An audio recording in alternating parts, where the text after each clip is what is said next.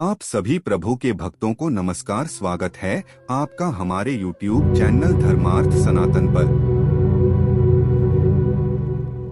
सनातन धर्म में मां गंगा को मोक्षदायिनी कहा गया है। स्कंद पुराण में बताया गया है कि गंगा के स्नान के मात्र से ही 10 तरह के पाप से मुक्ति मिल जाती है। माना जाता है कि पृथ्वी के अलावा मां गंगा के 2 धाराएं आकाश गंगा और एक पाताल में बहती हैं।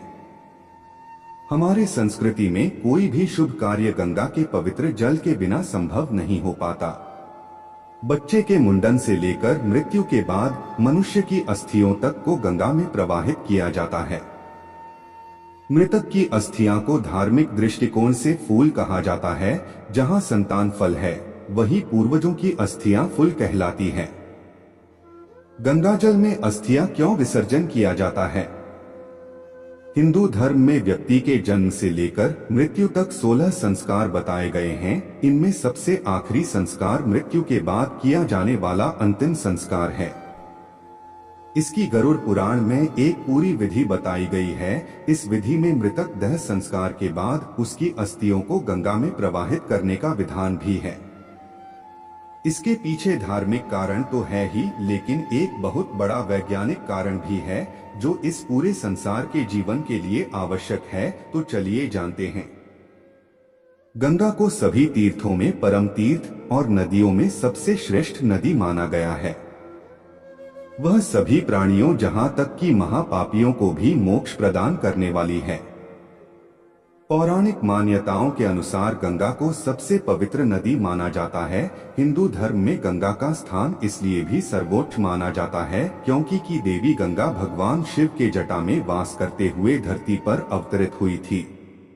धार्मिक लोगों में यह भी मान्यता है कि तब तक मृत आत्मा की परलोक यात्रा प्रारंभ नहीं होती जब तक कि उसके फूलों को गंगा में विसर्जित नहीं किया जाए। गंगा में अस्थि विसर्जन के महत्व भविष्य पुराण में श्री कृष्ण ने बताया है। राजा भागीरथ के प्रयासों से गंगा के पृथ्वी पर आगमन के समय श्री कृष्ण गंगा स्नान का महत्व बताते हैं।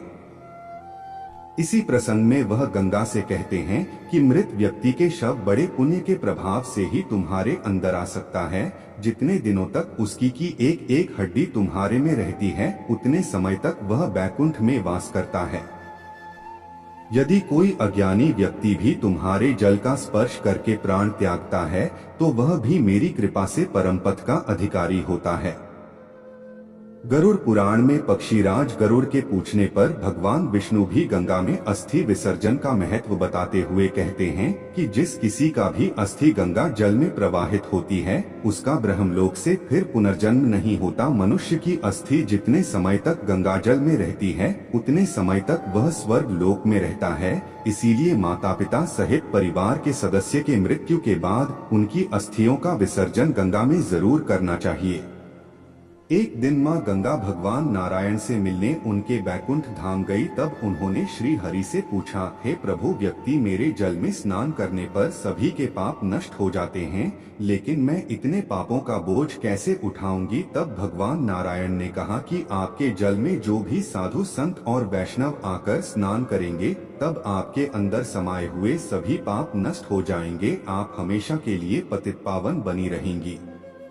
पृथ्वी पर जो भी इस नदी में डुबकी लगाएगा है, उसको मोक्ष की प्राप्ति होगी। गंगाजल की अस्थियां विसर्जन करने के वैज्ञानिक कारण। मृतक के अस्थियों को गंगा आदि पवित्र नदियों में विसर्जन करने के प्रथा के पीछे एक वैज्ञानिक तथ्य भी छिपा हुआ है, जो कि गंगा नदी से सैकड़ों वर्ग मील भूमि को सिंचकर उपजाऊ बनाया जाता है, जिससे उसके निरंतर प्रवाह के कारण भी उपजाऊ शक्ति घटती रहती है। ऐसे में गंगा में फास्फोरस की उपलब्धि बनी रहे, इसीलिए उसमें अस्थि विसर्जन करने की परंपरा बनाई गई है, ताकि फास्फोरस युक्त खाद्य पानी द्वारा अधिक पैदावार उत्पन्न की जा सके। फास्फोरस भूमि की उपजाऊ शक्ति को बनाए रखने के लिए एक आवश्यक तत्व होता है, जो हमारे हड्डियों में प्रचुर मात्रा में उपलब्ध है। लेकिन अब यह सवाल उठता है, यह असंख्य मात्रा में अस्थियों का विसर्जन करने के बाद वे गंगा का जल पवित्र और पावन क्यों बना रहता है? आखिर अन्य नदियों की उपेक्षा में गंगा में डाली गई अस्थियां कुछ समय बाद गायब क्यों हो जाती हैं? क्या इसके पीछे कोई वैज्ञानिक या फिर धार्मिक कारण भी है? हालांकि इसका उत्तर अभी ढूंढा जाना बाकी है, लेकिन फिर भी वैज्ञानिक संभावना के अनुसार गंगा जल में 12 अर्थात मरकरी मौजूद होता है, जिससे विसर्जित की हुई हड्डियों का कैल्शियम और फास्फोरस पानी में घुल जाता है, जो जल जंतुओं के लिए एक पौष्टिक आहार है। वैज्ञानिक दृष्टि से हड्डियों में गंध है, यानी सल्फर विद्यमान होता है, जो पारे के साथ मिलकर पारद का निर्माण करता है। इसके साथ साथ यह दोनों मिलकर मरकरी सल्फर सोल्ट का निर्माण करते हैं और हड्डियों में बचा शेष कैल्शियम पानी को स्वच्छ रखने में कार्य करता है। धार्मिक दृष्टि से पारद शिव का प्रतीक है और गंधक शक्ति का प्रतीक है। सभी जीव अंततः शिव और शक्ति में विलीन हो जाते हैं।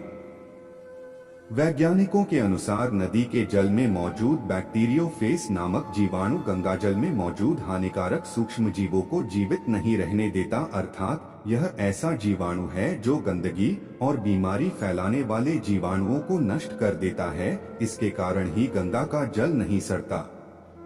भारत की सबसे महत्वपूर्ण नदी गंगा का धार्मिक महत्व बहुत अधिक है। इसका जल घर में शीशे या प्लास्टिक के डिब्बे आदि में रहकर छोड़ भी दिया जाए तो वर्षों तक यह खराब नहीं होता और कई तरह के पूजा पाठ में भी इसका उपयोग किया जाता है। ऐसी आम धारणा है कि मरते समय व्यक्ति को यह जल पिला दिया जाए तो उसे मोक्ष की प्राप्ति होती है।